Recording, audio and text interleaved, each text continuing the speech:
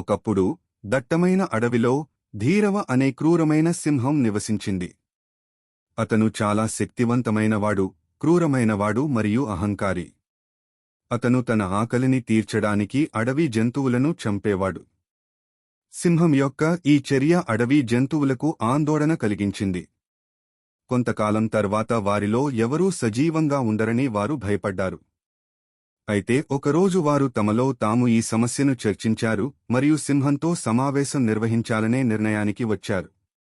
వారు సింహంతో స్నేహపూర్వక ఒప్పందానికి రావాలని మరియు సమస్యను పరిష్కారం తేల్చాలని వారు అనుకున్నారు.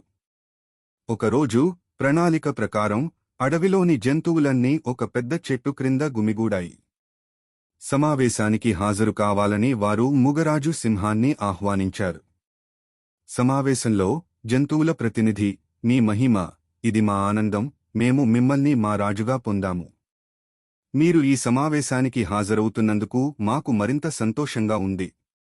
సింహం వారికి కృతజ్ఞతలు చెప్పి, ఏమిటి విషయం? మేము ఇక్కడ ఎందుకు సమావేశమయ్యాము? జంతువులన్నీ ఒకరినొకరు చూసుకోవడం ప్రారంభించారు. వారు విషయం వివరించడానికి తగినంత ధైర్యాన్ని గుర్తుచేసుకున్నారు. జంతువులలో ఒకరు లేచి నిలబడి, అయ్యా, మీ ఆహారం కోసం మమ్మల్ని చంపవలసి ఉంటుంది. కాని అవసరమైన దానికంటే ఎక్కువ చంపడం మంచి విధానం కాదు. మీరు ఎటువంటి ప్రయోజనం లేకుండా జంతువులను చంపడానికి వెళితే అడవిలో జంతువులు లేనప్పుడు చాలా త్వరగా ఒక రోజు వస్తుంది. అప్పుడు సింహం గర్జిస్తూ, కాబట్టి మీకు ఏమి కావాలి?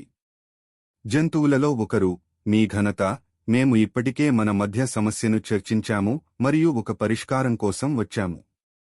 మీ గుహకు ప్రతిరోజూ ఒక జంతువును పంపాలని మేము నిర్ణయించుకున్నాము. మీకు నచ్చిన విధంగా మీరు చంపి తినవచ్చు. ఇది వేట ఇబ్బంది నుండి కూడా మిమ్మల్ని కాపాడుతుంది. దానికి సింహం వెంటనే అంగీకరించింది. కాని జంతువు సమయానికి సింహం దగ్గరికి రావాలి నిర్ణయించింది, లేకపోతే నేను అడవిలోని అన్ని జంతువులను చంపుతాను. వెంటనే జంతువులు ఈ ప్రతిపాదనకు అంగీకరించాయి. ఆ రోజు నుండి ప్రతిరోజూ ఒక జంతువు తన ఆహారంగా మారడానికి సింహం దగ్గరికి పంపబడుతుంది. సింహం వేటాడుతున్న తన దగ్గరికి ఆహారం రావడంతో చాలా సంతోషంగా ఉంది. కాబట్టి ప్రతిరోజూ అడవిలోని జంతువులలో ఒకదాని యొక్క వంతు. ఒకసారి సింహ గుహకు వెళ్లడం కుందేలు యొక్క వంతు.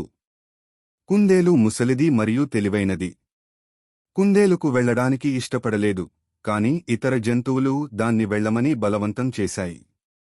కుందేలు తన ప్రాణాన్ని, అడవిలోని ఇతర జంతువుల ప్రాణాలను రక్షించే ప్రణాళిక గురించి ఆలోచించింది.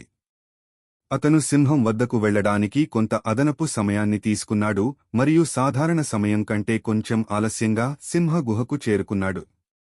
ఆ సమయానికి ఏ జంతువును చూడకపోవడంపై సింహం అసహనానికి గురైంది. తన భోజనం కోసం ఒక చిన్న కుందేలును చూసిన సింహం చాలా కోపంగా ఉంది. జంతువులన్నింటినీ చంపేస్తానని ప్రమాణం చేసింది సింహం. ముడుచుకున్న చేతులతో కుందేలు, మీ ఘనత చాలా గొప్ప, మీ దగ్గరికి వద్దామని మీ భోజనంకి 6 కుందేళ్లను పంపారు, కాని వాటిలో 5 మరొక సింహం చేత చంపబడ్డాయి.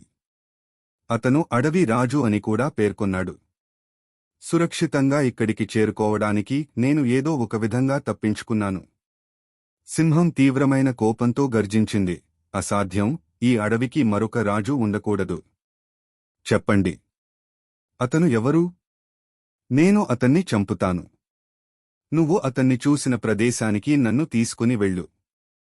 తెలివైన కుందేలు అంగీకరించి సింహాన్ని నీటితో నిండిన లోతైన బావి వైపు తీసుకువెళ్ళింది. వారు బావి దగ్గరకు చేరుకున్నప్పుడు కుందేలు, ఇది ఆ సింహం నివసించే ప్రదేశం. అది లోపల దాక్కున్నది. సింహం బావిలోకి చూస్తూ తన ప్రతిబింబం చూసింది. అతను ఇతర సింహం అని అనుకున్నాడు. సింహం కోపంగా కేకలు వేయడం ప్రారంభించింది. సహజంగా నీటిలో ఉన్న చిత్రంలో ఉన్న ఇతర సింహం కూడా సమానంగా కోపంగా ఉంది. ఇతర సింహాన్ని చంపడానికి అతను బావిలోకి దూకాడు. అంతలో సింహం లోతైన బావిలో మునిగిపోయింది. తెలివైన కుందేలు ఒక నిట్టూర్పుతో ఇతర జంతువుల వద్దకు తిరిగి వెళ్లి మొత్తం కథను వివరించాడు. జంతువులన్నీ సంతోషించాయి మరియు కుందేలు అతని తెలివిని ప్రశంసించాయి. ఆ విధంగా సంతోషకరమైన కుందేలు అన్ని జంతువులను గర్వించదగిన సింహం నుండి కాపాడింది మరియు వారందరూ ఆ తర్వాత సంతోషంగా జీవించారు. ఈ కథలోని నీతి: శారీరక బలం కంటే బుద్ధి బలం గొప్పది.